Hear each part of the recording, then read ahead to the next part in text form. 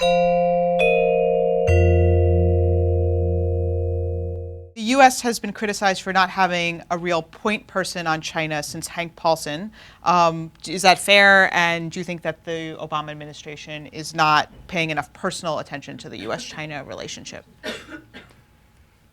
Well, Winston, you should start because this is right up your alley. I'm just a... Well, first of all, it isn't fair to say Obama hasn't paid enough attention to China. Now, I think what he hasn't done, and I couldn't get Bill Clinton to do this either when I was working for him. By the way, I also worked for Reagan. I want to make it clear I'm bipartisan.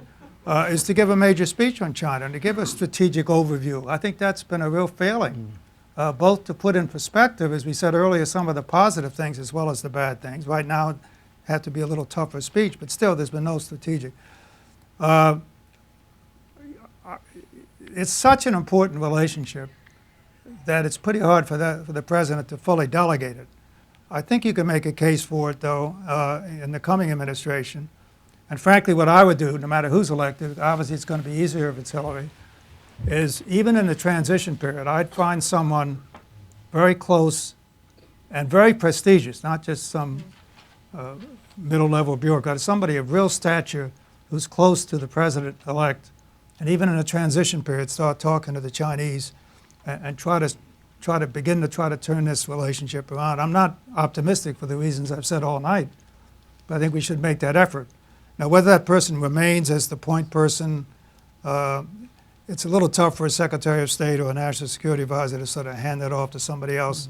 It really is going to have to come, frankly, on the whole from the White House, because you've got so many agencies with an interest, economic, obviously, as well as military and diplomatic, that it's hard to delegate it to one of those agencies. You need the honest broker and the representative of all the agencies, namely the White House. So National Security Advisors are pretty, because I'm a little biased, I worked with Henry Kissinger when he was, but I think that's probably, if you're going to have a point person, it probably should be the National Security Advisor. No, I completely agree with you. I think that, we're at this sort of crossroads moment, and what we really need to understand, is it possible to continue down the engagement road? And I think the best way to do that, let's assume Hillary gets elected, because I don't know what to assume if Trump were to be elected, but let's assume she's elected. My own view is, first thing she should do is tell Bill to pack his bag and go to Beijing and smoke this thing out for a couple of months and just go to Xi Jinping and say, listen, this is a critical tipping point moment. We either turn this thing around somehow, get some deeper and better and more trusting understanding about our intentions and our ability to collaborate, or we're going to both rue the day because we're going to fall into a more adversarial position. And there's no human being who has the status, which is immensely important to China, than a former president. Carter could do it, but he's quite old and he's had some health problems.